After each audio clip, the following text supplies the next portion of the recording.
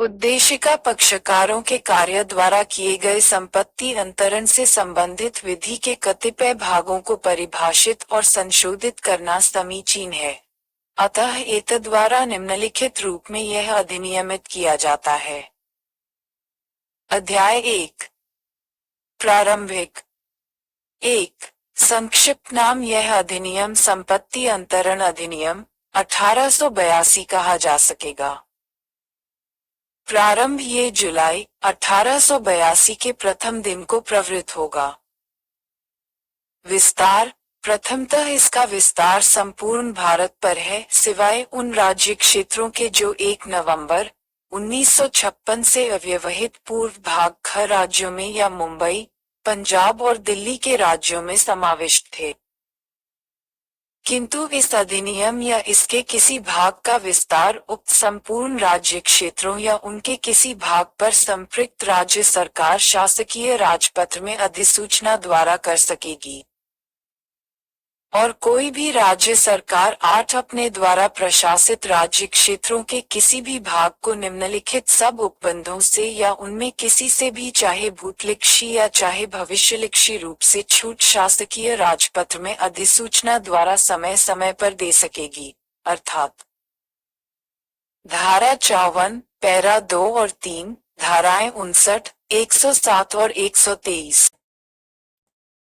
इस धारा के पूर्ववर्ती भाग में किसी बात के होते हुए भी धारा 54, पैरा 2 और 3 और धाराएं 59, 107 और 123 का विस्तार किसी ऐसे जिले या भूभाग पर न तो होगा और न किया जाएगा जो भारतीय रजिस्ट्रीकरण अधिनियम 2, 1908, 1908 का 16 के प्रवर्तन में उस अधिनियम की प्रथम धारा द्वारा प्रदत्त शक्ति के अधीन या अन्यथा तत्समय अपवर्जित हों।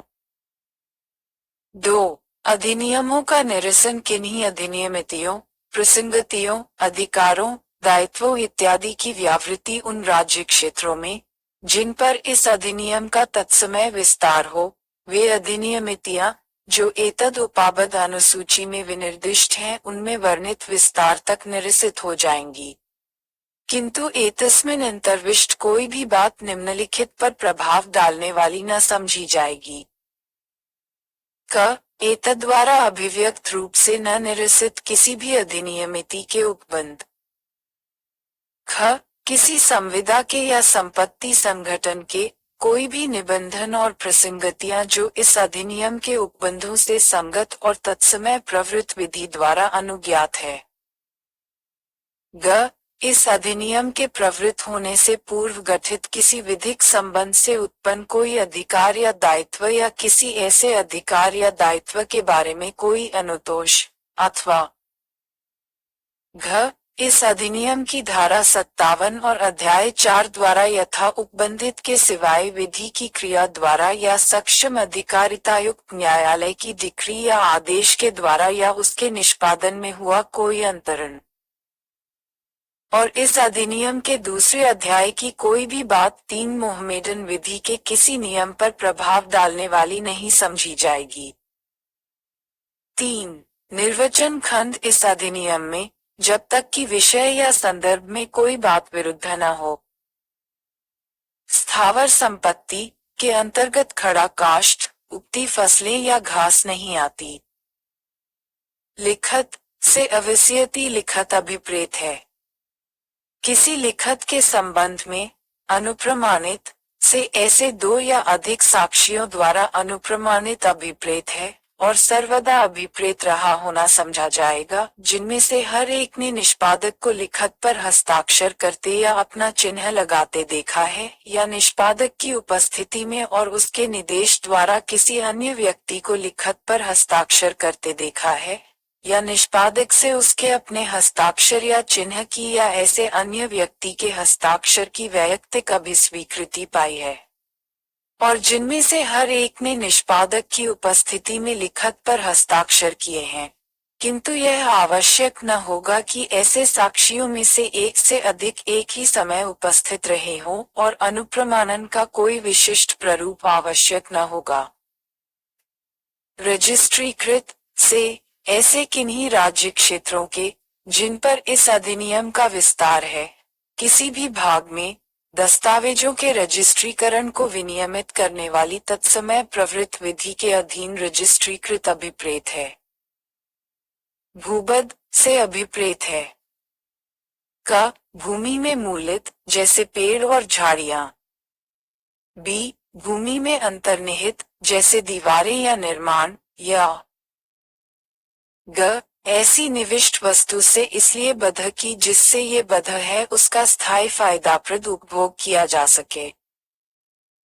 अनुयोज्य दावे से स्थावर संपत्ति के बंधक द्वारा या जंगम संपत्ति के आदमान या गिरवी द्वारा प्रतिभूत ऋण से भिन्न किसी ऋण का या उस जंगम संपत्ति में जो दावेदार के वास्तविक या आन्वयिक कब्जे में नहीं है फायदाप्रद हित का ऐसा दावा अभिप्रेत है जिसे सिविल न्यायालय अनुतोष देने के लिए आधार प्रदान करने वाला मानता हो, चाहे ऐसा ऋण या फायदाप्रद हित वर्तमान, प्रोद्भवमान, सशर्त या समाश्रित हो।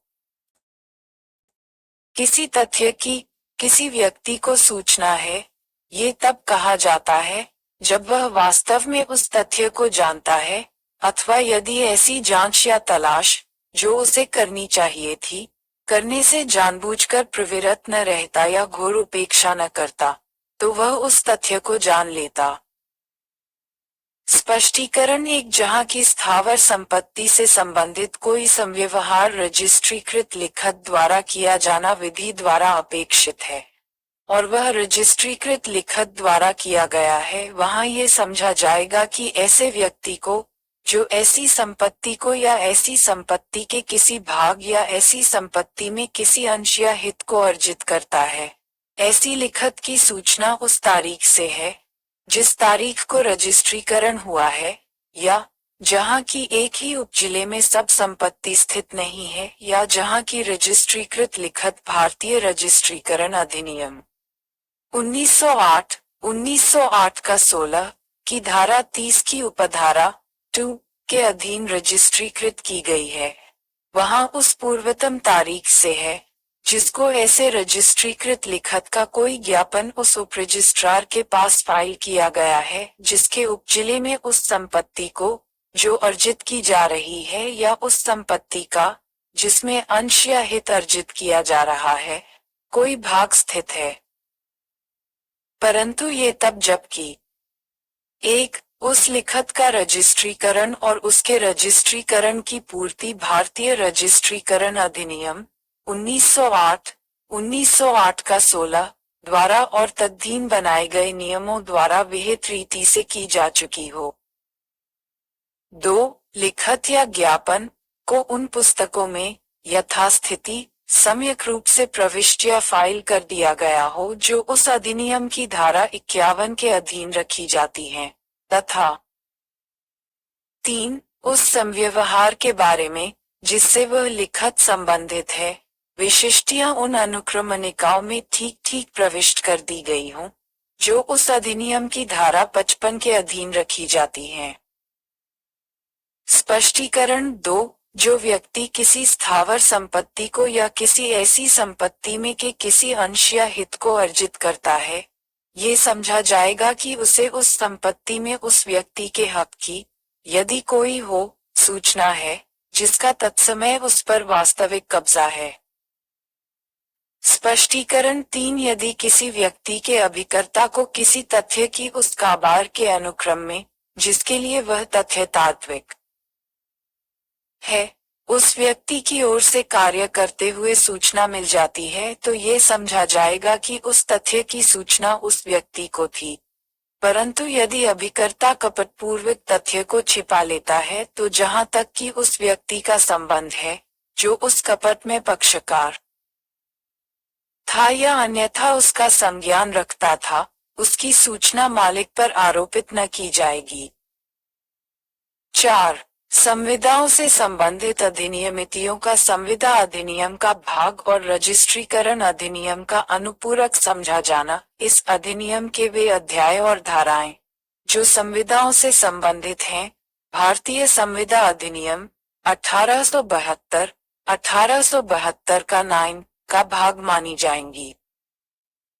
तारांकन तथा धारा 54, पैरा 2 और 3 और धाराएं 59, 107 और 123 भारतीय रजिस्ट्रीकरण अधिनियम 1908 का 16 के अनुपूरक के रूप में पढ़ी जाएंगी।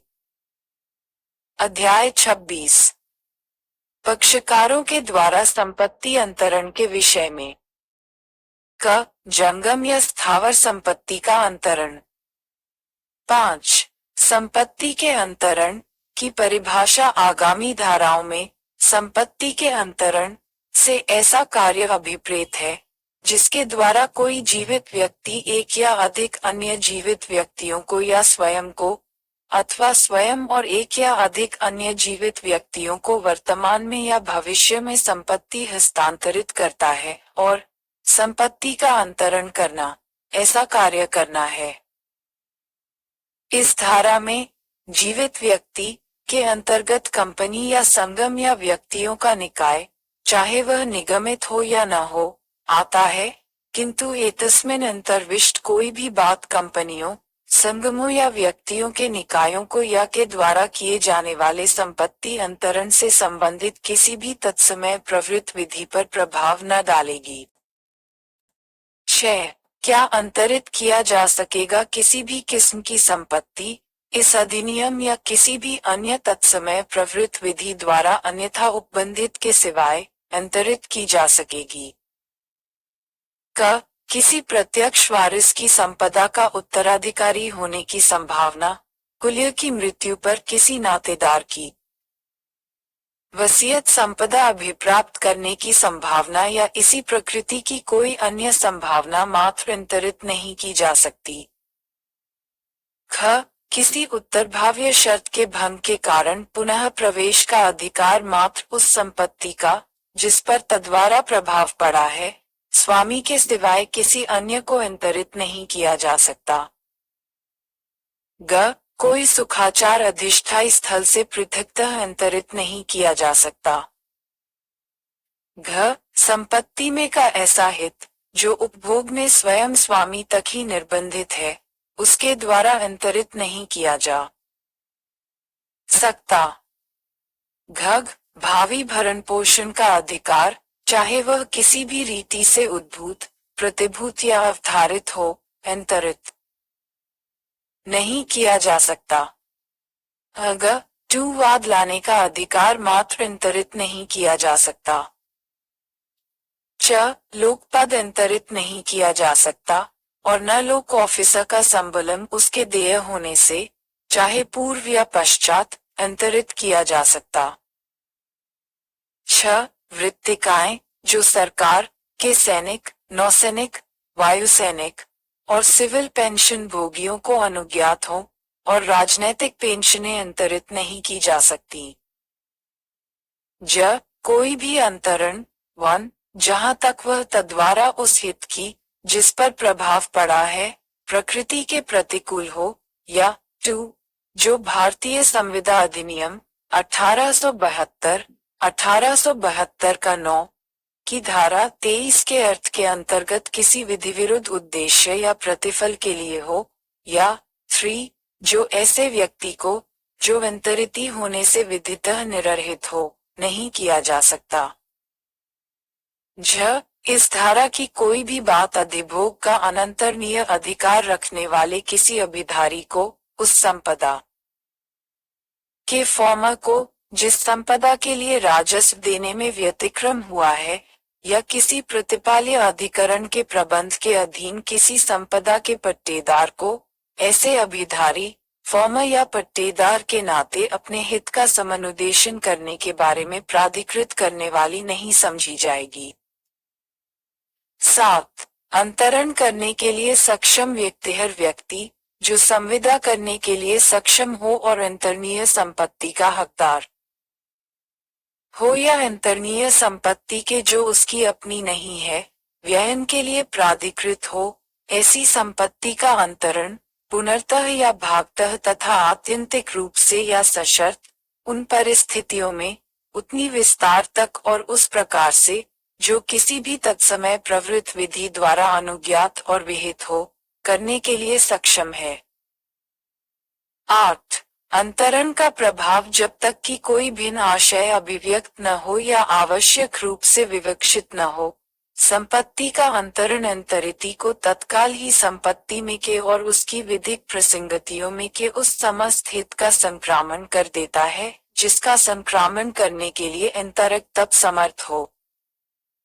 ऐसी प्रसंगतियों के अंतर्गत आते हैं जहाँ की संपत्ति भूमि हो, वहाँ उससे उपाबद्ध सुखाचार, अंतरण के पश्चात प्रोद्भवमान उसके भाटक और लाभ तथा भूबद्ध सब चीजें, और जहाँ की संपत्ति भूबद्ध मशीनरी हो, वहाँ उसके जंगम भाग, और जहाँ की संपत्ति कोई ग्रह हो, वहाँ उसके उपाबद्ध सुखाचार, अंतर के पश्चात प्रोद्भवमान उसका भाटक और इसके साथ स्थायी उपयोग के लिए उपबंधित उसके ताले, चाबियां, छड़ें, द्वार, खिड़कियां और अन्य सब चीजें, और जहाँ की संपत्ति कोई ऋण या अन्य अनुयोज्य दावा हो, वहाँ उसके लिए प्रतिभूतियां, उस दशा के सिवाय जिसमें वे ऐसे अन्य ऋणों या दावों के लिए भी हैं, जिन्हें अंतरिति को अंतरित नहीं किया गया है, किंतु अंतरण के पूर्व प्रोद्भूत व्यास की बकाया नहीं,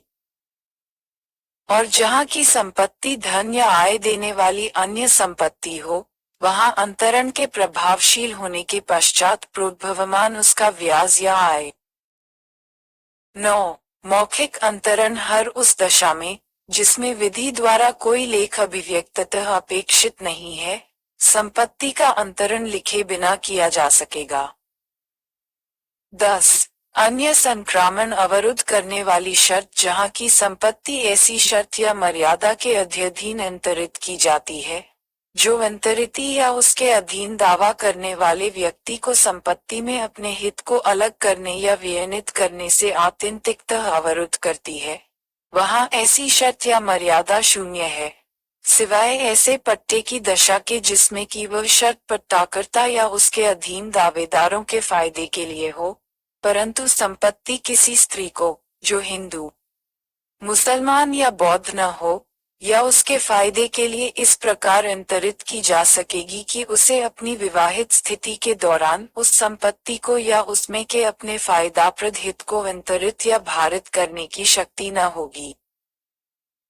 11. सृष्ट हित के विरुद्ध निर्बंधन जहाँ की संपत्ति के अंतरण पर उस संपत्ति में किसी व्यक्ति के पक्ष में हित आत्यंतिकतः सृष्ट किया जाता हो, किंतु अंतरण के निर्बंधन निर्देश करते हों कि वह ऐसे हित का किसी विशिष्ट रीति से उपयोजन या उपभोग करे, वहाँ वह ऐसे हित को ऐसे प्राप्त और वियनित करने का हकदार होगा मानो ऐसा कोई निर्देश था ही नहीं। जहाँ की ऐसा कोई निर्देश स्थावर संपत्ति के एक टुकड़े के बारे में उस संपत्ति के दूसरे टुकड़े के फायदाप्रद उपभोग को सुनिश्चित करने के प्रयोजन से किया गया हो, वहाँ इस धारा की कोई भी बात किसी ऐसे अधिकार पर, जो अंतरक ऐसे निर्देश का प्रवर्तन कराने के लिए रखता हो, या किसी ऐसे उपचार पर, जो वह उसके भंग के बारे में रखता हो, प्रभाव डालने वाली नहीं समझी जाएगी। 12. दिवाले या प्रयतित अन्य संक्रामण पर हित को पर्यवसेय बनाने वाली शर्त जहाँ की इस शर्त या मर्यादा के अध्ययन संपत्ति अंतरित की जाती है कि किसी व्यक्ति को या उसके फायदे के लिए आरक्षित या दिया हुआ उस संपत्ति में का कोई भी हित उस व्यक्ति के दिवालिया होने पर या उसके अंतरण या व्ययन करने का प्रयास करने पर समाप्त हो जाएगा, वहाँ ऐसी शर्त या मर्यादा शून्य है। इस धारा की कोई भी बात पट्टे में कि किसी ऐसी शर्त को लागू न होगी जा पट्टाकर्ता या उसे व्युत्पन्न अधिकाराधीन दावा करने वालों के फायदे के लिए हो। 13. अजात व्यक्ति के फायदे के लिए अंतरण जहाँ की संपत्ति के अंतरण पर उस संपत्ति में कोई हित उसी अंतरण द्वारा सृष्ट किसी पूर्विक हित के अध्ययन ऐसे व्यक्ति के फायदे के लिए, जो अंतरण की तारीख को अस्तित्व में न हो, सृष्ट किया जाता है, वहाँ ऐसे व्यक्ति के फायदे के लिए सृष्ट हित प्रभावी न होगा जब तक कि उसका विस्तार संपत्ति में अंतरक के संपूर्ण अवशिष्ट हित पर न हो। दृष्टि क उस संपत्ति का, जिसका वह स्वामी है, ख को अनुक्रमशः अपने और अपनी आश्रित पत्नी के जीवन पर्यंत के लिए और उत्तरजीवी की मृत्यु के पश्चात आश्रित विवाह से ज्येष्ठ पुत्र के जीवन पर्यंत के लिए और उसकी मृत्यु के पश्चात क के दूसरे पुत्र के लिए न्यास के रूप में अंतरित करता है। ज्येष्ठ पुत्र के फायदे के लिए इस प्रकार सृष्ट हित प्रभावशील नहीं होता है क्योंकि उसका विस्तार उस संपत्ति में क के संपूर्ण अवशिष्ट हित पर नहीं है। 14. शाश्वतता के विरुद्ध नियम कोई भी संपत्ति अंतरण ऐसा हित सृष्ट करने के लिए प्रवृत्त नहीं हो सकता जो ऐसे अंतरण की तारीख को जीवित एक या अधिक व्यक्तियों के जीवन काल के और किसी व्यक्ति की जो उस कालावधि के अवसान के समय अस्तित्व में हो, जिसे यदि वह पूर्ण व्यय प्राप्त करे तो वह सृष्ट हित मिलना हो, अप्राप्तव्यता के पश्चात प्रभावी होना है। 15.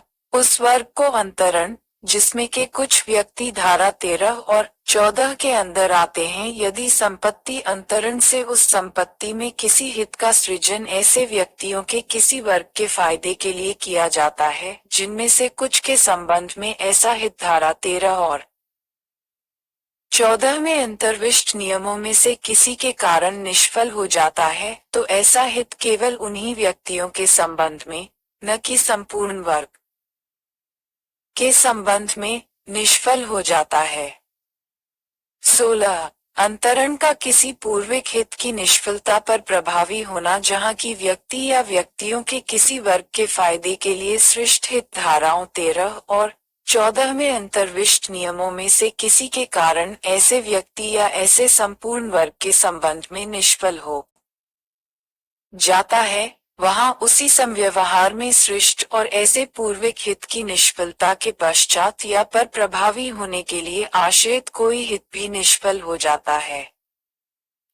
17. संचयन के लिए निर्देश 1. जहाँ की संपत्ति के किसी अंतरण के निबंधन निर्दिष्ट करते हैं कि उस संपत्ति से उद्भूत आय क अंतरक के जीवन से या ख अंतरण की तारीख से 18 वर्ष की कालावधि से अधिक कालावधि तक पुनर्तः या भागतः संचित की जाएगी, वहां एतस्में पश्चात यथा उपबंधित के सिवाय ऐसा निदेश वहां तक शून्य होगा जहां तक कि वह कालावधि जिसके दौरान संचय करना निर्दिष्ट है पूर्वोक्त कालावधियों में से दीर्घतर कालावधि से अधिक हो और ऐसी अंतिम वर्णित कालावधि का अंत होने पर वह संपत्ति और उसकी आय इस प्रकार विनियमित की जाएगी मानो वह कालावधि जिसके दौरान संचय करना निर्दिष्ट किया गया है बीत गई है।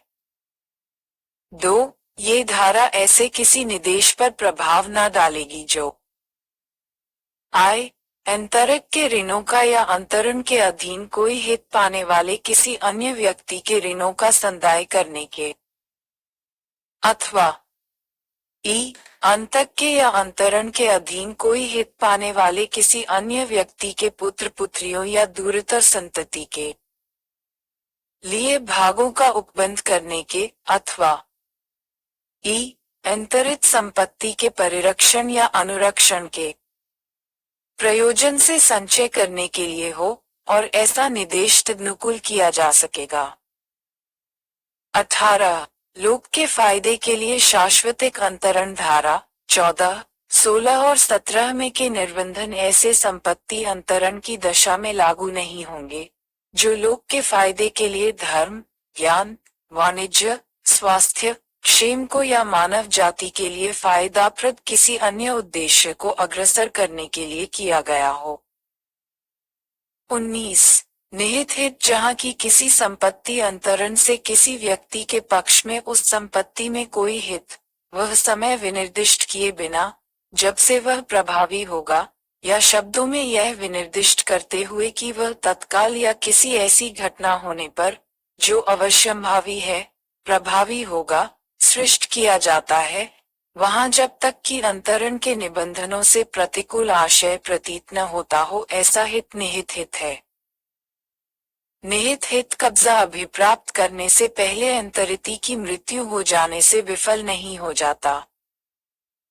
स्पष्टीकरण केवल ऐसे उपबंध से जिसके द्वारा हित का उपभोग मुलतवी किया जाता है या उसी संपत्ति में कोई पूर्विक हित किसी अन्य व्यक्ति के लिए दिया जाता या आरक्षित किया जाता है या उस संपत्ति से उद्भूत आय को उस समय तक संचित किए जाने का निर्देश किया जाता है जब तक उपभोग का समय नहीं आ जाता, या केवल ऐसे किसी उपबंध से कि यदि कोई विशेष घटना घटित हो जाए तो वह हित किसी अन्य व्यक्ति को संक्रांत हो जाएगा। यह आशय कि हित निहित नहीं होगा अनुमित न किया जाएगा।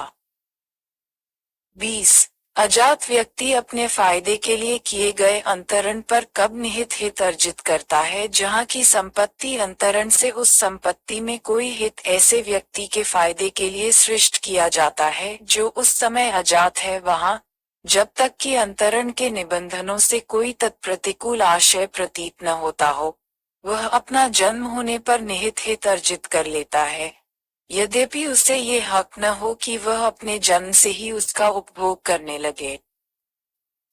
21. समाश्रित हित जहां की संपत्ति अंतरण से उस संपत्ति में किसी व्यक्ति के पक्ष में हित विनिर्दिष्ट अनिश्चित घटना के घटित न होने पर ही अथवा किसी विनिर्दिष्ट अनिश्चित घटना के घटित न होने पर ही प्रभावी होने के लिए सृष्ट किया गया हो, वहां ऐसा व्यक्ति तद्वारा उस संपत्ति में समाश्रित हित अर्जित करता है। ऐसा हित पूर्व कथित दशा में उस घटना के घटित होने पर और पश्चात कथित दशा में उस घटना का घटित होना असंभव हो जाने पर निहित हित हो जाता है।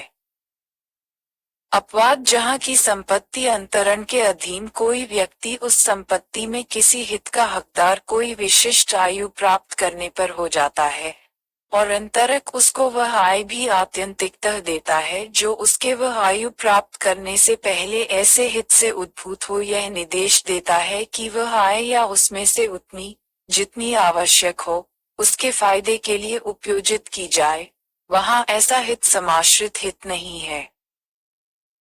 22. किसी वर्ग के ऐसे सदस्यों को अंतरण जो किसी विशिष्ट आयु को प्राप्त करें जहां की संपत्ति अंतरण से उस संपत्ति में कोई हित किसी वर्ग के केवल ऐसे सदस्यों के पक्ष में सृष्ट किया गया हो जो कोई विशिष्ट आयु प्राप्त करे, वहां ऐसा हित वर्ग के ऐसे किसी सदस्य में निहित नहीं होता जिसने वह आयु प्राप्त नहीं कर ली है।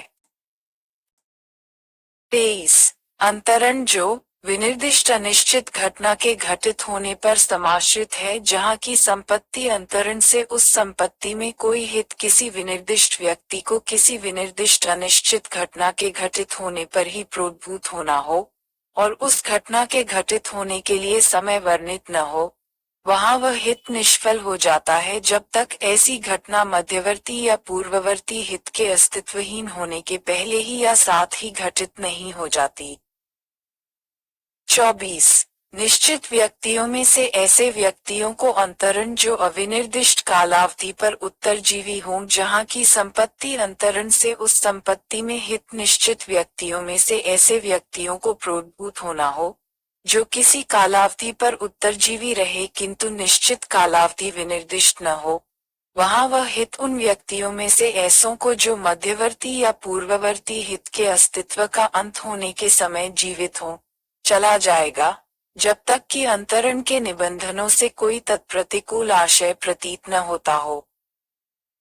दृष्टि क संपत्ति को ख के जीवन पर्यंत के लिए ख को और उसकी मृत्यु के पश्चात ग और घ को उनमें संविभाजित किए जाने के लिए या उनमें से उत्तरजीवी को अंतरित करता है। ख के जीवन काल में ग की मृत्यु हो जाती है। ख का उत्तरजीवी घ है। घ की मृत्यु पर वह संपत्ति घ को संक्रामित हो जाती है। 25. सशर्त अंतरण संपत्ति अंतरण से सृष्ट और किसी शर्त पर निर्भर हित निष्फल हो जाता है यदि उस शर्त की पूर्ति संभव हो या विधि द्वारा निषिद्ध हो या ऐसी कृति की हो कि यदि वह अनुज्ञात की जाए तो वह किसी विधि के उपबंधों को विफल कर देगी या कपटपूर्ण हो या ऐसी हो जिनमें किसी दूसरे के शरीर या संपत्ति को क्षति अंतर्विलित या अंतर्हित हो या जिसे न्यायालय अनैतिक या लोकनीति के विरुद्ध समझता हो। दृष्टि ख को कोई खेत पट्टे पर इस शर्त पर देता है कि वह 1 घंटे में 100 मील पैदल चले। पट्टा 0 है। ख को 500 रुपए इस शर्त पर देता है कि वह की पुत्री ग से विवाह करे। अंतरण की तारीख पर ग की मृत्यु हो चुकी थी। अंतरण 0 है।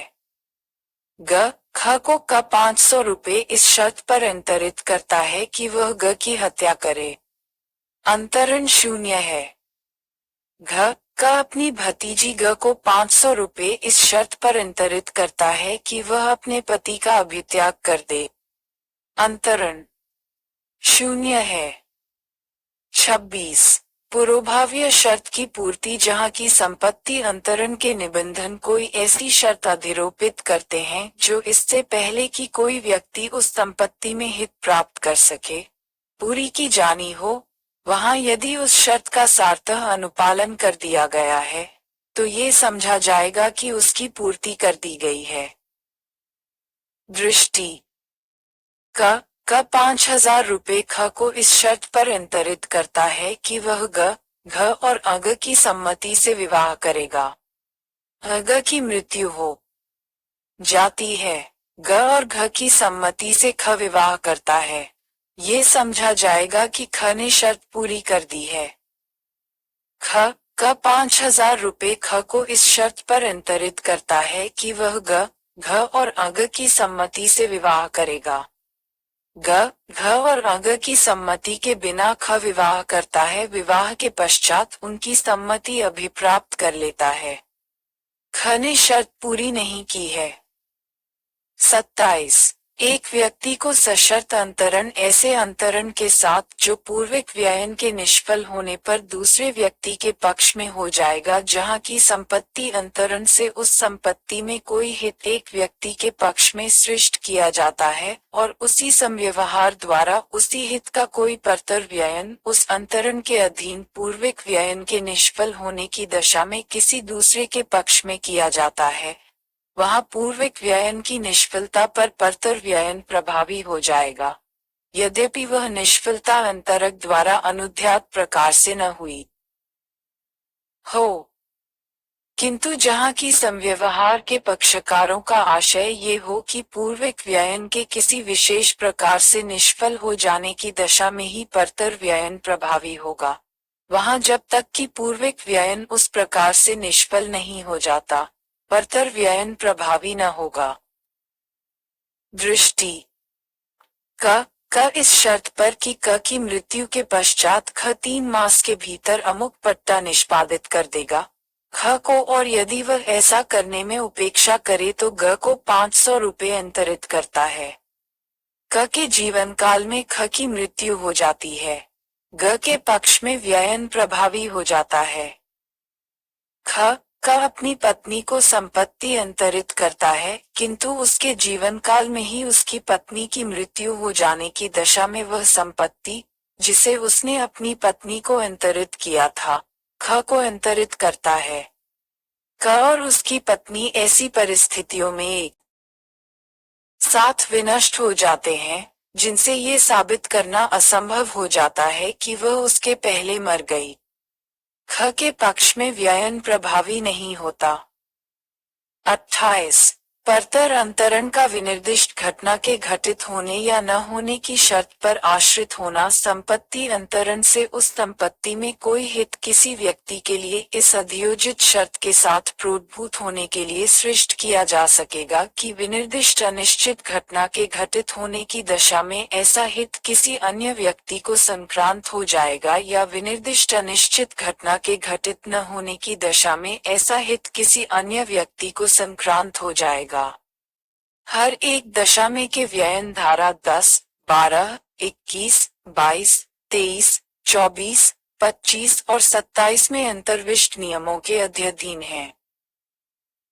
29 उत्तरभाव्य शर्त की पूर्ति पूर्वगामी अंतिम धारा द्वारा अनुध्यात किस्म का परतर व्ययन प्रभावी नहीं हो सकता, जब तक कि शर्त की पूर्ति यथावत नहीं हो जाती। दृष्टि का 500 रुपये ख को उसके प्राप्तव्य होने या विवाह करने पर उसे दिए जाने के लिए इस उपबंध के साथ अंतरित करता है कि यदि ख अप्राप्तव्य ही मर जाए या ग की सम्मति के बिना विवाह कर ले, तो वे 500 रुपये घ को मिलेंगे। ख केवल 17 वर्ष की आयु में और ग की सम्मति के बिना विवाह करता है, घ को अंतरण प्रभावी हो जाता है। 30 पूर्विक व्ययन का परतर व्ययन की अविधिमान्यता द्वारा प्रभावित न होना। यदि परतर व्ययन विधिमान्य न हो, तो पूर्विक व्ययन पर उसका प्रभाव नहीं पड़ेगा। दृष्टि क एक फार्म ख को उसके जीवन पर्यंत के लिए तथा यदि वह अपने पति का अभित्यजन न करे, तो ग को अंतरित करता है। ख अपने जीवन पर्यंत फार्म की ऐसे हकदार है मानो कोई शर्त अंतः स्थापित थी ही नहीं। 31 ये शर्त की अंतरण विनिर्दिष्ट अनिश्चित घटना के घटित होने या न होने की दशा में प्रभावी न रहेगा। धारा 12 के उपबंधों के अध्ययन यह है कि संपत्ति के अंतरण पर उस संपत्ति में कोई हित इस अधियोजित शर्त के साथ सृष्ट किया जा सकेगा कि किसी विनिर्दिष्ट अनिश्चित घटना के घटित होने की दशा में या किसी विनिर्दिष्ट अनिश्चित घटना के घटित न होने की दशा में उसके अस्तित्व का अंत हो जाएगा। दृष्टि क कोई फार्म ख को उसके जीवन पर्यंत के लिए इस उपबंध के साथ अंतरित करता है कि यदि ख ने अमुक जंगल को काटा तो अंतरण के प्रभाव का अंत हो जाएगा। ख जंगल काट डालता है, ये फार्म में अपना आजीवन हित खो देता है। ख का कोई फार्म ख को इस उपबंध के साथ अंतरित करता है कि यदि अंतरण की तारीख के पश्चात 3 वर्ष के भीतर ख इंग्लैंड न जाएगा तो फार्म में उसके हित का अंत हो जाएगा। ख विहित अवधि के भीतर इंग्लैंड नहीं जाता, फार्म में उस हित का अंत हो जाता है। 32 ऐसी शर्त अविधिमान्य नहीं होनी चाहिए इसके लिए कि यह शर्त विधिमान्य हो कि हित के अस्तित्व का अंत हो जाएगा। यह आवश्यक है कि वह घटना जिससे वह संबंधित है ऐसी हो जो हित के सृजन की शर्त विधितः हो सकती है। 33 कार्य करने की शर्त पर अंतरण जबकि उस कार्य के करने के लिए कोई समय विनिर्दिष्ट नहीं है जहाँ की संपत्ति अंतरण से उस संपत्ति में कोई हित इस शर्त के अध्ययन सृष्ट किया जाता है कि उसे लेने वाला व्यक्ति अमुक कार्य करेगा, किंतु उस कार्य के करने के लिए कोई समय विनिर्दिष्ट नहीं है। वहां वह शर्त भंग हो जाती है जब वह ऐसे कार्य का करना सर्वदा के लिए या किसी अनिश्चित कालावधि के लिए असंभव कर देता है। 34 कार्य करने की शर्त पर आश्रित अंतरण जबकि समय विनिर्दिष्ट है जहाँ की या तो संपत्ति के अंतरण से सृष्ट किसी हित का किसी व्यक्ति द्वारा उपभोग किए जाने से पहले पूर्ति की जाने वाली शर्त के तौर पर या ऐसी शर्त के तौर पर जिसकी अपूर्ति की दशा में वह हित उससे किसी दूसरे व्यक्ति को संक्रांत हो जाना है। कोई कार्य उस व्यक्ति द्वारा किया जाना है और उस कार्य के करने के लिए कोई समय विनिर्दिष्ट किया गया है। वहां यदि विनिर्दिष्ट समय के भीतर ऐसे कार्य का किया जाना किसी ऐसे व्यक्ति के कपट द्वारा निवारित कर दिया जाए जिसे शर्त की अपूर्ति से सीधे फायदा होता हो, तो उस कार्य को करने के लिए उसके विरुद्ध इतना अतिरिक्त समय अनुज्ञात किया जाएगा जितना ऐसे कपट द्वारा किए गए विलंब की प्रतिपूर्ति के लिए अपेक्षित हो। किंतु यदि उस कार्य को करने के लिए कोई समय विनिर्दिष्ट न हो तो यदि उसका किया जाना शर्त की अपूर्ति में हितबद्ध व्यक्ति के कपट द्वारा असंभव बना दिया जाए या अनिश्चित समय के लिए मुलतवी हो जाए, तो वह शर्त जहां तक उस व्यक्ति का संबंध है पूरी कर दी गई समझी जाएगी। चुनाव 35 निर्वाचन कब आवश्यक है जहाँ की कोई व्यक्ति ऐसी संपत्ति अंतरित करने की प्रव्यंजना करता है जिसे अंतरित करने का उसे कोई अधिकार नहीं है और उसी समव्यवहार के भागरूप कोई फायदा उस संपत्ति के स्वामी को प्रदत्त करता है। वहां ऐसे स्वामी को निर्वाचन करना होगा कि वह या तो ऐसे अंतरण को पुष्ट करे या उससे विसम्मत हो और पश्चात कथित दशा में वह ऐसे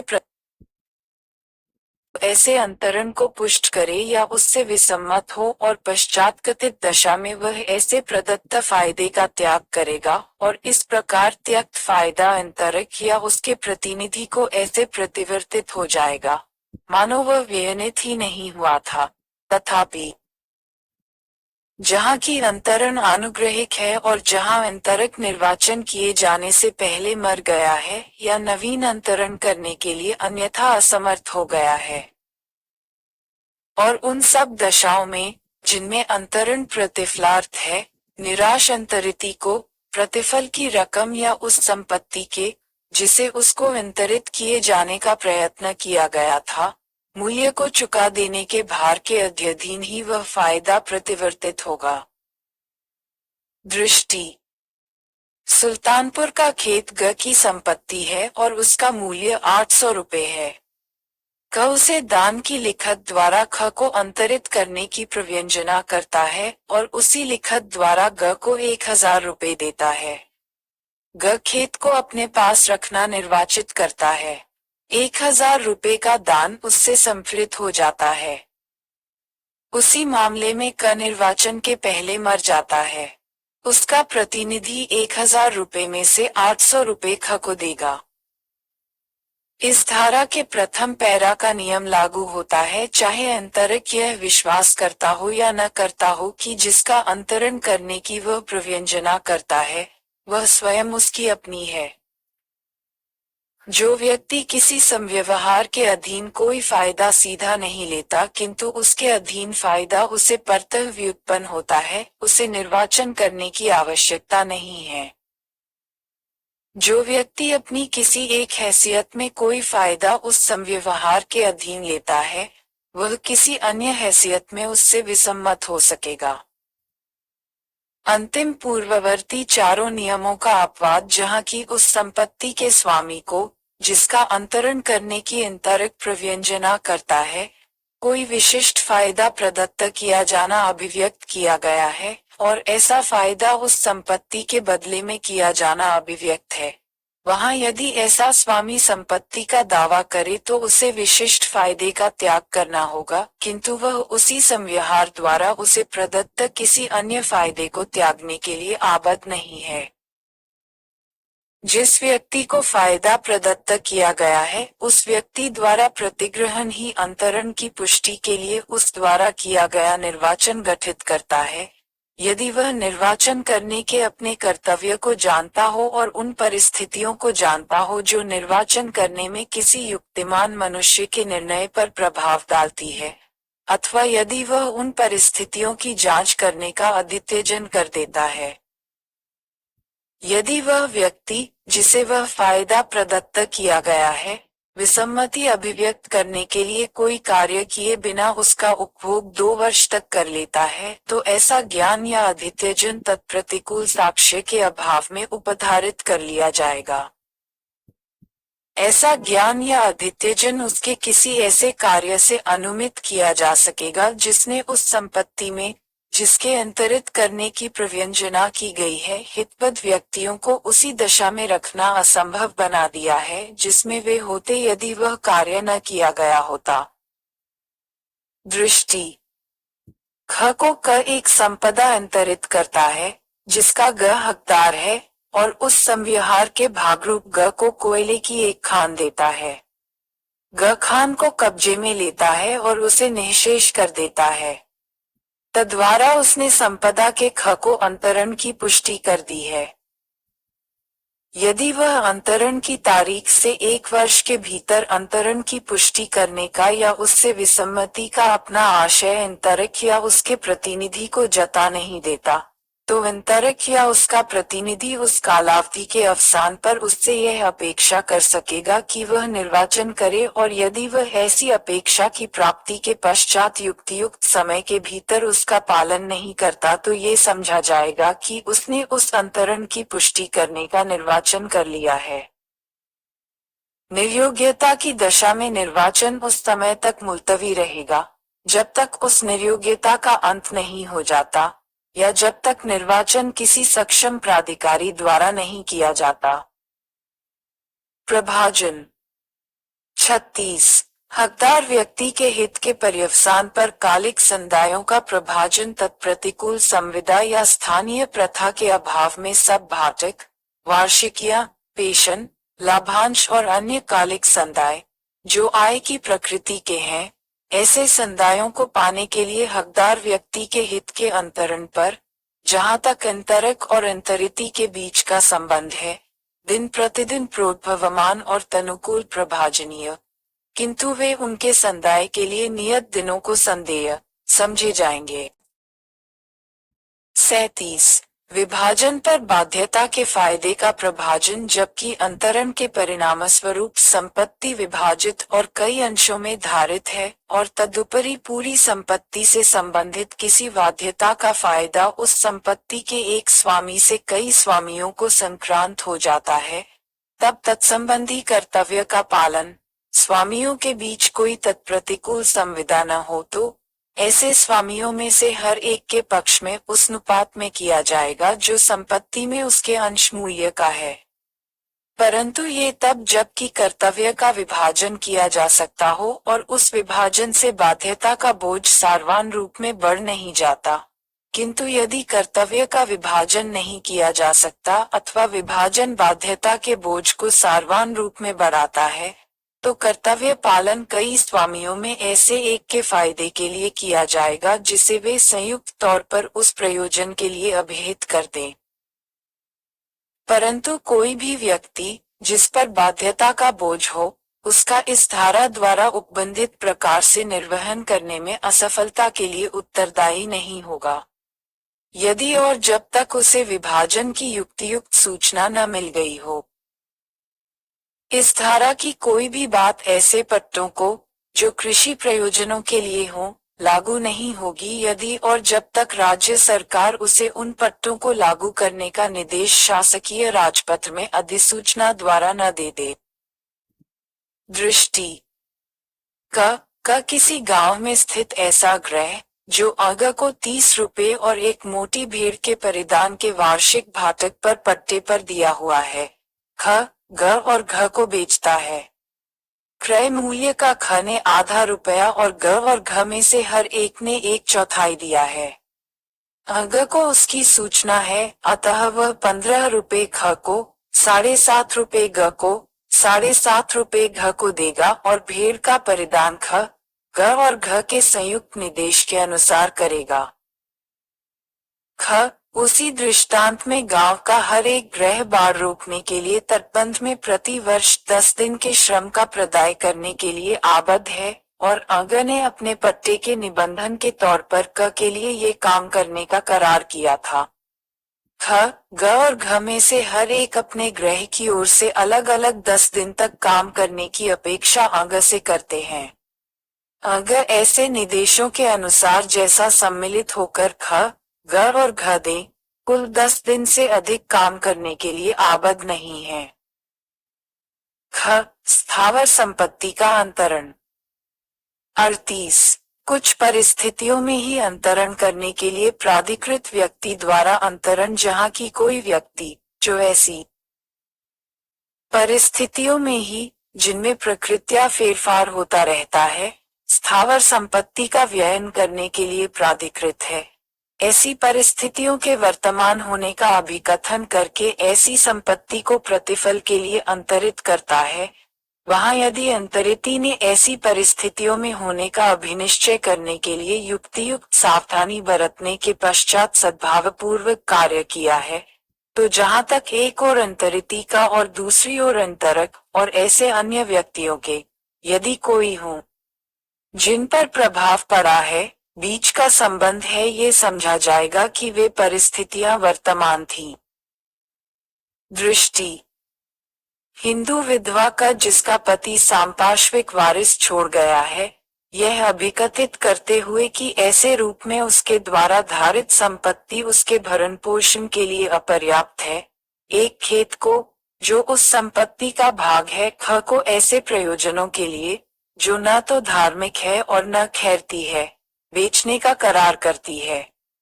ख युक्तियुक्त जांच के बाद अपना ये समाधान कर लेता है कि क के भरण पोषण के लिए संपत्ति की आय अपर्याप्त है और खेत का विक्रय आवश्यक है, और सद्भावपूर्वक कार्य करते हुए क से खेत खरीद लेता है। जहाँ तक कि एक ओर ख और दूसरी ओर क और सांपार्श्विक वारिसों के बीच का संबंध है, ये समझा जाएगा कि उक्त विक्रय को आवश्यकता वर्तमान थी। 39। अंतरण, जहाँ की अन्य व्यक्ति भरण पोषण का हकदार है, जहाँ की अन्य व्यक्ति स्थावर संपत्ति के लाभों में से भरण पोषण या अपने अभिवर्धन या विवाह के लिए उपबंध पाने का अधिकार रखता है, और ऐसी संपत्ति अंतरित की जाती है, वहाँ उस अधिकार को अंतरिती के विरुद्ध प्रवृत्त कराया जा सकेगा, यदि अंतरिती को उस अधिकार की सूचना या अंतरण अनुग्रहिक है, किंतु उस अंतरिती के विरुद्ध नहीं जो सप्रतिफल है और जिसे उस अधिकार की सूचना नहीं है, और न उसके हाथ में की वैसी संपत्ति के विरुद्ध। 340। भूमि के उपयोग पर निर्बंधन लगाने वाली बाध्यता का या स्वामित्व से उपाबद्ध किंतु हित या सुखाचार की कोटि में न आने वाली बाध्यता का बोझ, जहाँ की अपनी निजी स्थावर संपत्ति के अधिक फायदाप्रद उपभोग के लिए किसी अन्य व्यक्ति का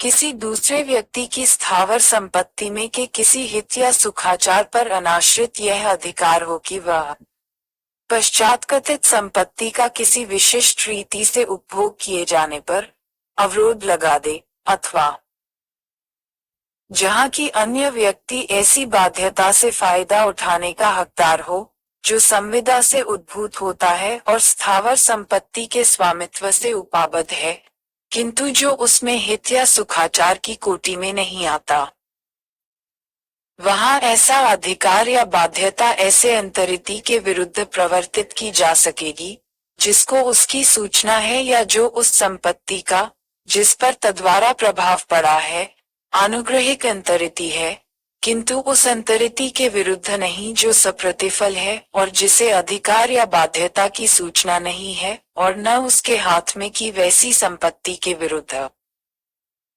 दृष्टि, ख को सुल्तानपुर बेचने की संविदा का करता है। संविदा के प्रवर्तन में होते हुए भी वह सुल्तानपुर को ग को, जिसे संविदा की सूचना है, बेच देता है। ख संविदा को ग के विरुद्ध उसी विस्तार तक प्रवर्तित करा सकेगा जिस तक वह क के विरुद्ध प्रवर्तित करा सकता है। 41।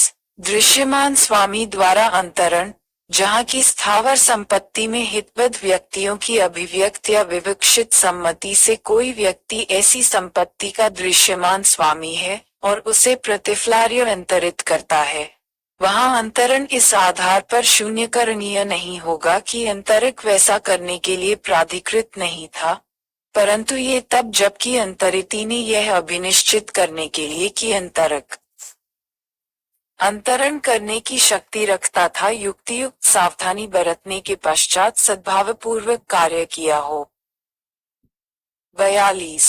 पूर्वोत्तर अंतरण का प्रतिसंहरण करने का प्राधिकार रखने वाले व्यक्ति द्वारा अंतरण, जहाँ की कोई किसी स्थावर संपत्ति को ये शक्ति आरक्षित रखते हुए अंतरित करता है कि वह उस अंतरण का प्रतिसंहरण कर सकेगा और तत्पश्चात उस संपत्ति को किसी अन्य अंतरिती को प्रतिफलार्थ अंतरित कर देता है, वहाँ ऐसा अंतरण ऐसी किसी शर्त के अध्ययन जो उस शक्ति के प्रयोग से बद्ध है, उस पूर्वोत्तर अंतरण के प्रतिसंहरण के रूप में ऐसे अंतरिती के पक्ष में उस शक्ति के विस्तार तक प्रवृत्त होता है।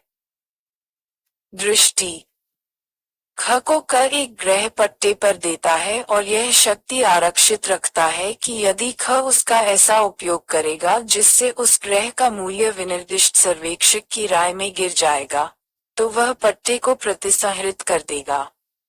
इसके पश्चात का ये सोचकर कि ऐसा उपयोग किया गया है, वह उस ग्रह को पट्टे पर ग को देता है। इसके अध्ययन की ख द्वारा किए गए उस ग्रह के उपयोग के बारे में सर्वेक्षक की यह राय हो कि उस ग्रह का मूल्य गिर गया है, यह अंतरण ख के पट्टे के प्रतिसंहरण के रूप में क्रियाशील होता है। 43। अपराधिकृत व्यक्ति द्वारा अंतरण, जो अंतरित संपत्ति में पीछे हित अर्जित कर लेता है, जहाँ की कोई व्यक्ति कपटपूर्वक या भूलवश यह व्यपदेश करता है कि वह अमुक स्थावर संपत्ति को अंतरित करने के लिए प्राधिकृत है, और ऐसी संपत्ति को प्रतिफलार्थ अंतरित करने की प्रव्यंजना करता है, वहाँ ऐसा अंतरण अंतरिति के विकल्प पर किसी भी उस हित पर प्रवृत्त होगा, जिसे अंतरक ऐसी संपत्ति में उतने समय के दौरान कभी भी अर्जित करे जितने समय तक उस अंतरण की संविदा अस्तित्व में रहती है। इस धारा की कोई भी बात उक्त विकल्प के अस्तित्व की सूचना न रखने वाले सद्भावपूर्ण सप्रतिफल अंतरितियों के अधिकार का ह्रास न करेगी। दृष्टि क, जो हिंदू है और अपने पिता ख से पृथक हो गया है, 3 खेत क्ष, त्र और ज्ञ यह व्यपदेशन करते हुए ग को बेच देता है कि क उन्हें अंतरित करने के लिए प्राधिकृत है।